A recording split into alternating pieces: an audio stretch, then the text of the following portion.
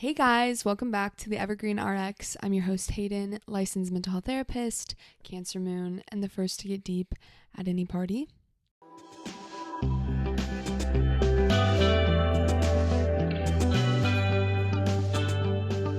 Welcome to the last episode of season 5. Woo! And my 99th episode. Doesn't look like it's 99 in the title, but that's because I did 22 episodes of mini doses way back when I used to do mini doses and I numbered them differently. So just ignore that. But this is my 99th. And I believe I will be coming back in between seasons with a very special 100th episode. So be sure to follow along for that. It is an accomplishment and one that I'm trying to not let just go right over my head, because that kind of feels like how it is. I'm just like, oh yeah, 100 episodes, cool, whatever. And then actually I saw a post from the Pajama Party, who Remy Ramirez is the host of that podcast, and I had her on for an episode earlier in the season, and I saw her post going to a dinner with her friends to celebrate her 100th podcast episode. She had balloons that said 100, and it dawned on me that that's something that someone would maybe celebrate. And so I'm celebrating, and I'm celebrating with you guys, and I'm even celebrating 99 because why not? And as a season finale, as the special significance of this episode, in honor of that, I am diving into a little bit about my own personal growth journey and where I'm at in it right at this very moment. It just felt relevant and fun. I think I've done this on seasons in the past too, where I like to make that last one a little bit special and reflective and vulnerable, kind of sharing with you guys what is going on for me and how I'm, kind of in process with things. I think it also serves as a nice time capsule for, down the road, coming back, maybe a day that I feel that I haven't grown, or, if I'm being hard on myself, feel like I haven't changed, then I could come back and listen to it and see, oh yeah, things are changing. Sometimes it's slow and it's hard to notice as it's bit by bit over time. I deal with that a lot, in therapy, with people coming in being like, why have I not, I've been in therapy for a year and I don't feel like I've changed at all, and being hard on themselves. And then we actually will look back and reflect on the progress. And for me, being able to kind of be an outsider, having seen them through the whole journey, most of the time we find oh my God, no, actually so much has changed. And it just takes a little bit of looking back and reflecting to see that, which I find to be really helpful. But I've written a lot in preparation for this episode, and I still don't think that I've captured everything that I want to say. And as I will get into, I think this place that I've been in my healing recently has been, I don't know, I don't like to put it as healing. It's I'm not I don't know, I guess I'm healing, but it's also just being, it's just a part of my life. And I think a lot of you guys can relate to this, just growing and reflecting on yourself and continuing to iterate and to try new perspectives and to make your life more easeful and joyful, ideally. It's just such a big part of my life. Healing seems not quite the word to capture it. It's not I'm take myself from broken to whole or to healed. I don't really know how to explain that. But anyway, whatever we want to call this journey that I'm on, I guess just being alive. Where I'm at right now, I've been in a really good place. I've been feeling a lot more contentment. I've been accessing a lot more feelings of joy, and getting to just kind of appreciate the moments that I'm in. And it's really amazing and wonderful. And I feel very, very grateful and very happy to be at this place, and very grateful to, my past therapist, Barb, and my current therapist, Vanessa, who are both such important people, have been so important in my life, obviously, as well as my friends and my family, who, I can't probably even describe or quantify how much they've taught me and helped me grow. Same with my partner. I feel very strongly about that. But I feel super, super grateful to be where I'm at. And I think a big part of it, that's kind of all been a culmination probably of a lot of different things I've been working on, and just years of therapy that's kind of now seem to coalesce and finally come together to really boost my self-confidence, my resiliency, and to really decrease my anxiety, which had gotten bad. And I've talked about this on the podcast before, got really bad through work too in the past couple of years.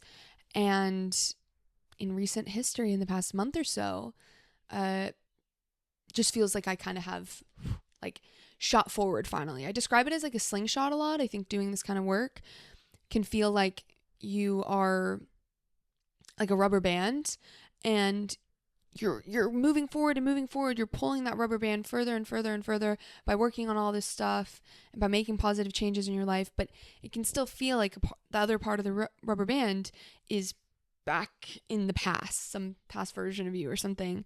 And it's just getting held there. There's like a finger that's just holding it in the past, even though you keep moving forward.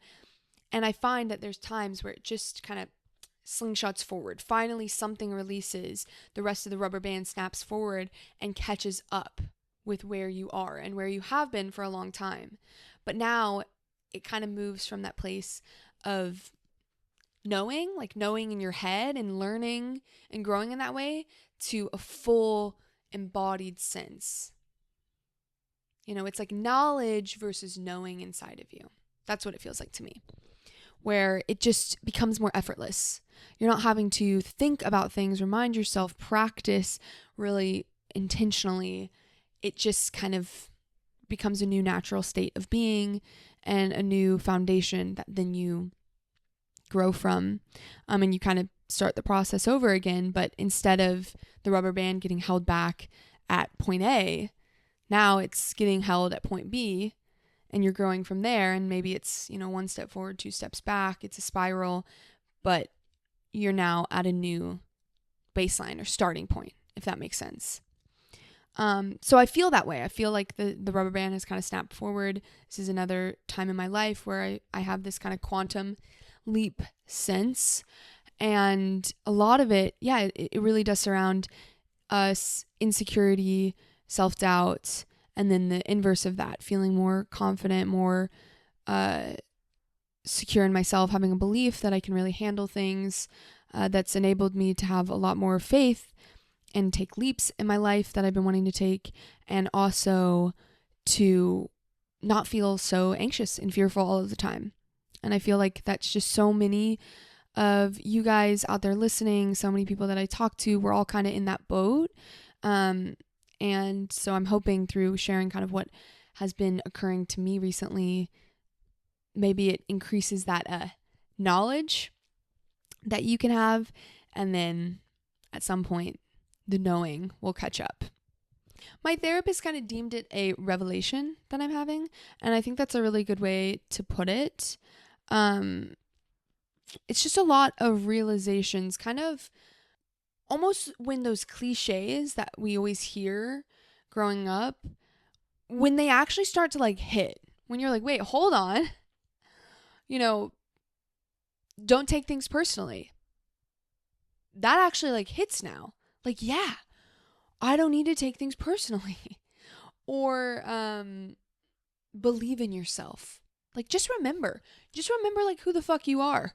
When you're doubting yourself, just remember, you know, who you are, what you've been through. Believe in yourself, like have faith. When you're like, wait, yeah, totally. Period. I get that. You know, that's kind of what I'm talking about and feeling with these revelations. It's like I'm saying really basic stuff. I think I will probably say a lot of basic stuff in this episode, but it can take on this new life and this new understanding of like, oh my God, yes, it is that embodied knowing that I'm referring to. So that part is up to you. All I can do here is share my knowledge and maybe try to share it in a way that is a little bit different than what you normally hear, so it can hit on something else for you possibly, or maybe stick with you in a new way. But the knowing part, that is up to you and your path and where you are on it, and also probably up to the universe, because there's a lot of mystery to these things. What I'm really getting down into is insecurity and its accompanying fear and anxiety. I don't feel like I'm always super great at labeling things. Like what I call insecurity, maybe you would call by a different name. I just don't think that's like my strong suit. A word just pops into my head and then I just go with it, even if maybe what I'm talking about could be described in other ways. But the essence that I'm speaking about that I feel has changed a lot, my relationship to it has changed a lot, is an internal shrinking sensation that tells you to be smaller, that you said something wrong, that you did something weird, that you don't fit in, or that you aren't accepted for who you are. And it creates this shrinking down, tightness, anxiousness inside of your body. It's the nudge from a fear place to either hide or mutate to be more like others or what you think others want in order to feel loved, accepted, worthy, seen, etc. And when we get that feeling, we can second guess or caveat, say too much, people please, lie, fake, or spend a lot of energy trying to be something that you're not in order to avoid criticism, judgment, or being ostracized. And to me, insecurity doesn't inherently just come from inside of you. It's not in a vacuum. It's because we exist in relationship to other people. And we can grow up with a sense that our worth, our lovability, not being abandoned, all these things that we're so afraid of, that exists in other people and that other people can give us that. So we need to be accepted by them to get it. And so insecurity to me is inherently built in relationships, and we're wounded in those relationships. And so we can find that a lot of our fixation, our rumination that makes us feel insecure comes from projecting out onto other people or monitoring other people for how much we are fitting in or being understood, or how much we perceive we're being judged or not judged by others. And this can be really insidious in how much it can inform the decisions we make or the overthinking of those decisions. Comparing ourselves, putting ourselves down, or trying to inflate ourselves from a place of insecurity. So the first thought I had that really started the gears turning, that then kind of led into a cascade over the last month or so of realizations. The first was that people will always judge. People will always form an opinion about you. Good, bad, neutral. Most likely it will change. It will be good on some things, bad on others. It will go up and down. You could survey a crowd of 100 people and there would be a mix of perceptions about you. And admiration and acceptance, or even understanding from other people, is a really fickle thing. And it is a fickle thing to base our decisions on, my decisions about my life. And also, everyone has their own stuff. So even their perceptions of you are not really you. It is most likely filtered through their own stuff and their perceptions of themselves and their fears and their insecurities and what they believe is what you should do with your life or not. There's so much that plays into all of that. And we don't get any control of that. That's the lie that people pleasing tries to tell us, is that somehow you can control how others perceive you. And reliably, no. And it requires you, me, us, to twist up into such a fucking pretzel. It's not even worth it to even just get a fleeting moment of feeling like you're controlling someone's perception and that it's good perception of you. It's just so fickle. And so I thought to myself, why the fuck am I changing myself? Am I basing my decisions off of either someone's perception or my fear and projection of what their perception of me might be? So, I am going to be taking a sabbatical from work in about a month from now. And when I first had this idea, because I'm going to be spending the time to travel, I felt really called to it. It just, at this point in my life, I am lucky enough to have the ability to do that, and just really was calling to me to be able to take a step back and travel and explore other parts of myself. And when that idea first came up, my first obstacle, first of many, was how my therapy clients would feel about that. I felt really bad. Like, that's not something I'm supposed to do, and I might upset them, or I might lose my clients. People won't stick it out. Ooh, there comes some of that I'm not good enough bubbling up. They'll take their first chance to get out, and then I won't have clients, or, when I come back. And that's where this idea started percolating, which is one that I severely needed to alleviate my anxiety and some of my imposter syndrome with working as a therapist, which is you cannot control other people's experience of you. And this also leads me to the second point that rapidly followed the first one, which is I am me. I will never not be me. So I might as well embrace it. Because even when I'm trying not to be me, I'm still me trying not to be me. You get what I'm saying? Like, there's no escaping it. I am Hayden through and through, even when I am faking or trying to not be Hayden. And I'm trying to emulate this girl over here, that girl over there. It's still me trying to emulate them. I will never be them. So here's where I come in and say, I told you, I'm going to be saying some basic shit. We've all heard this before. But it hit on a deeper level. Like, wait, specifically in my work, I am not all these other therapists that I look up to, that I think know what they're doing more, that I think can help people better. I never will be. Diana Fosha, one of my mentors, I'm never going to be her. I will never practice therapy in the way that she does. And so the more I can embrace me, my specific flavor, what I specifically have to offer to the world, understanding that it is my limited perspective and lens that I have just because that's all I can have. I've had one life experience. It informs the way that I view the world. One, it just saves me a lot of energy. And also, it is valuable. And even if you're struggling with the idea that your specific lens and perspective and who you are is valuable, maybe you can at least agree with me that it's your only option. We don't get to try on different lenses. We don't actually get to walk in somebody else's shoes.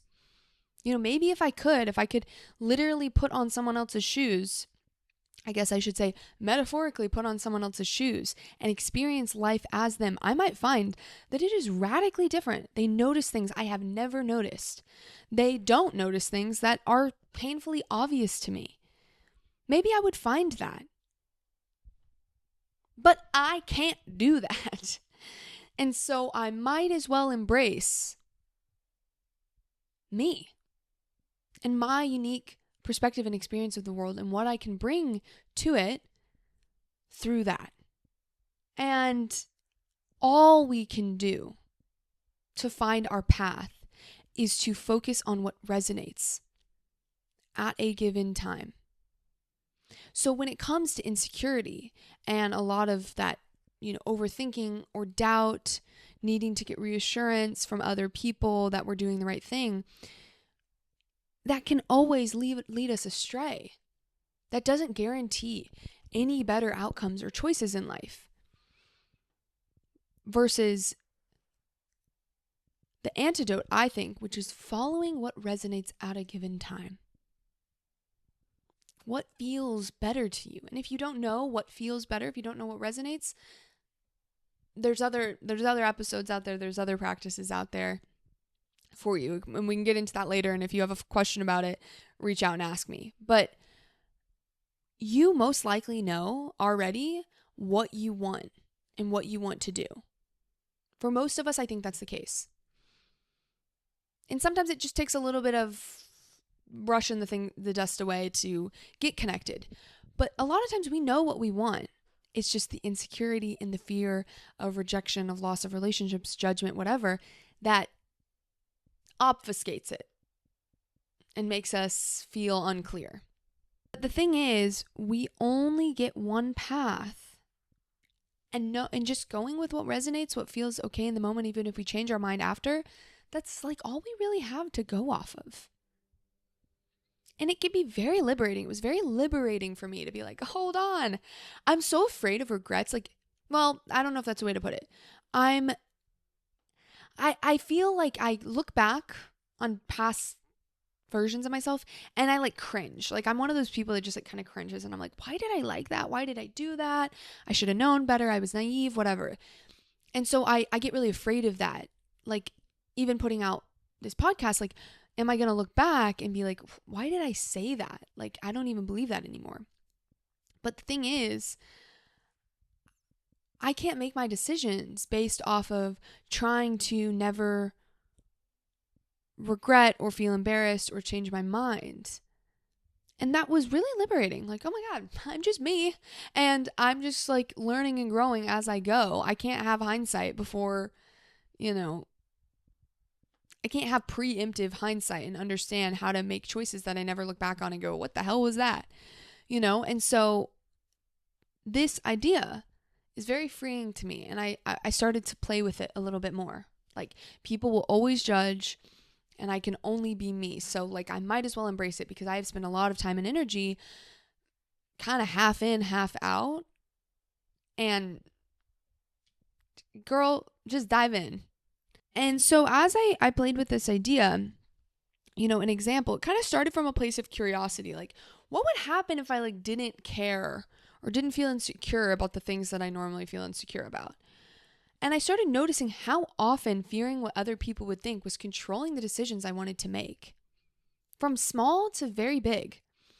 And recently I was at a friend's birthday party, and normally like big social things like that where I don't really know a lot of the people, like it's just very draining to me. And I end up feeling like I leave and it's like, it feels like my face is tight and I've kind of been holding it in this like unnatural way. And I don't know, I just wanted to try to do this one different. And so just throughout the night, I would recognize, like I would ask myself the question, like, wait, hold on. What if I don't have to care about blank?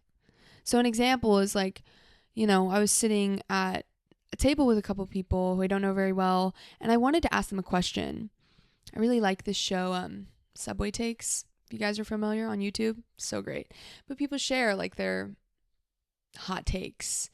And I wanted to just ask these people like what their Subway take would be.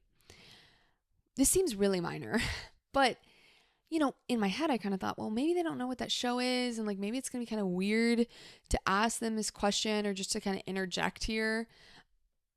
And then I had that thought, just completely non-judgmental awareness pop up that was like, I don't have to care about that. Because they will have their perception of me and I don't get to control it. So I don't actually have to care whether they think this is weird or not. I'll just ask. And so I did. And it was like totally fine. And I don't know, some of them like seemed to get it. A couple of them seemed like they didn't really understand what I was asking. Okay, whatever. I felt so much less drained leaving this because I felt like I could actually inhabit myself. I could like live within my body and my skin and my being and just act from that place. So there's another piece that I think helps strengthen and embolden me to be able to really believe the first 2 points. Because yeah, like I said, we hear this, be yourself and don't worry about what people think about you. Cool, thanks. But what actually enables me to trust that, get curious with it, to practice just existing and being who I am. And to me, it is what people talk about when they say what doesn't kill you makes you stronger. When I look back and remember the hard things that I've gone through in my life and see what I can handle and how I can be okay again and get through it, that became a springboard to free myself from the insecurity and the fear that ruled my life. Which I say, like, completely freed me from it. Am I free from insecurity? No, I was literally feeling insecure before recording this episode this morning, which made it even more relevant for me to talk about, because I was like, this is a process. Like, even though I now have, I feel like, a new foundation to stand on, where I've actually gotten to, from a embodied sense, have experience of just trusting and being myself and seeing that it actually feels really good, doesn't mean that things don't fluctuate. And so, that being said, I'm able to more quickly go back to, wait, I can handle this stuff. I have handled hard things in the past. I don't have to be afraid all of the time. What will happen if? What if I make the wrong choice? What if I say the wrong thing? What if I am weird? What if I don't know what I'm doing? What if I get hurt? It is so powerful to really reflect back on hardship that you have had in your life and see how strong you actually are. And to me, sometimes this looks like remembering who the fuck I am. Again, cheesy. Before, that would have meant nothing to me most of the time. But there is this awareness of, wow, the way that I talk to myself about me and what I believe I'm capable of really makes a difference. Even if I'm like not sure how something's gonna go, I can at least remember that I will get through the worst. Like, and I say remember because I have. You know, the worst is subjective, obviously. And I have definitely not been through the level of hardship that some people face in their life. But still, this is so hard for me to describe, and I hope it's coming across, but it's like there can be this deeper sense. Like, yes, I know I have not faced the worst, and there will be other things in my life that are harder than anything I have gone through so far. And I think this is a really personal process. I now understand there is a foundation, ground underneath my feet, that will be there even through whatever I fear that may or may not come to pass. I think for some people this looks like religious or spiritual beliefs, an understanding of life and what we think the purpose of it is. Like, I think a lot of this is rooted in bigger beliefs that really help us feel that ground under our feet. But when I have this and I think about the way that I'm talking to myself and how I'm building things up to be a lot scarier, a lot harder, or like I'm not capable and all those things that insecure critical voice likes to say, I was just filled with dread all the time. And the insecure voice and its roots that were in my personal fears and wounds would plant a seed of doubt that maybe I'm actually not capable. And that would lead me to dread even exciting opportunities. And so this is what I mean with like just even bringing a level of curiosity, even if there's not like total belief or understanding yet, there's like a curiosity, like, when I'm dreading something, like I had to go to a meeting with my dad recently, like this random meeting. It was like something I'd never done before. And I was kind of noticing like, wait, I'm not feeling nervous about this. Why am I not feeling nervous? I would normally be anxious. And another thought came in that was like, well, why would I be anxious? What is the worst that could happen? Like, I'm going to be okay. Even if this meeting goes terribly and I bomb, that's okay.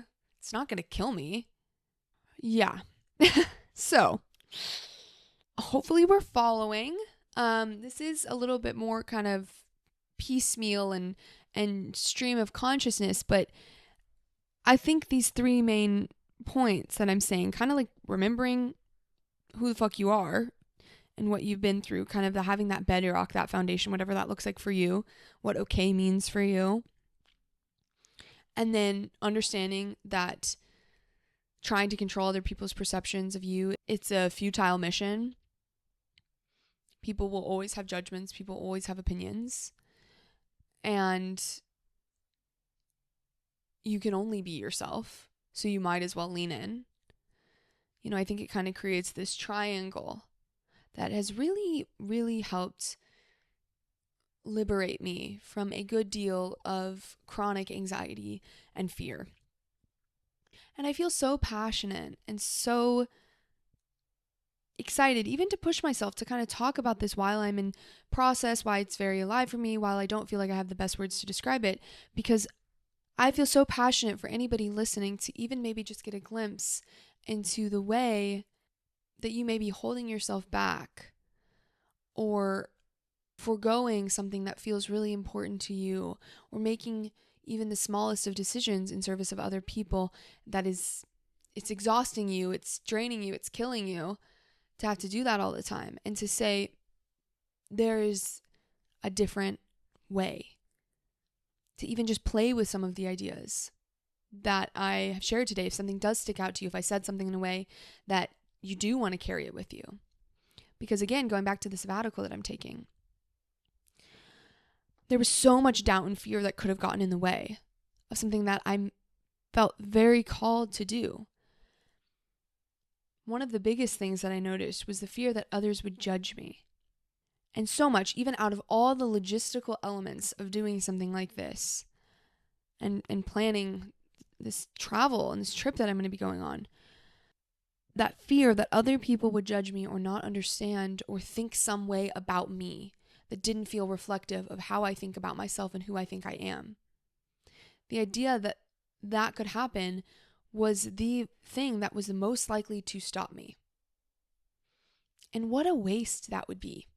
When I know who I am, I don't have to spend so much time and energy trying to convince or show everyone else, make them believe and agree with who I think I am.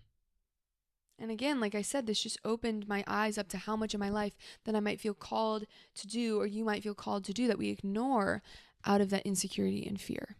So for me, I'm asking myself more often, do I have to fear this? Do I have to worry about this? If things do go wrong, or I'm judged, or I lose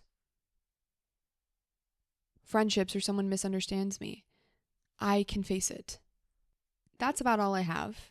Please, on this one, if you're a silent listener, silent viewer, whatever, if there's a time where you will comment or engage or reflect back to me, I would love for it to be this episode. I hope something feels like it resonates for you. And if it sparked off a new idea or thought, please share it with me. And share this episode with a friend if that feels helpful. Spread the love around. As I said, I will be taking a break for my sabbatical. I'll be taking a break from the podcast as well. I may be back a little bit sooner though than you think for a special 100th episode. And follow along. That's the easiest way to not miss anything. I'm not 100% sure when I'll be back with new episodes, but I know I'll be back. And so just following is the easy way to just make sure it pops up for you. And if you find me over on Instagram and TikTok, that's another good way to keep up with me at the Evergreen RX. Thank you guys so much for being here and for your support, whether that's been for all 5 seasons or just one, or maybe even just one episode. I really appreciate it. And if you want to take a second to rate this podcast, that's a nice little boost for me and makes me feel good. And I would really appreciate it. So thank you so much again for your support. If you have a question you'd like to hear me answer on the next season, reach out to me at theevergreenrx@gmail.com or text me or call me at 512-655 9888. Take care of yourself. Believe in yourself. Do what feels right. Follow what resonates. And I will catch you guys in the future.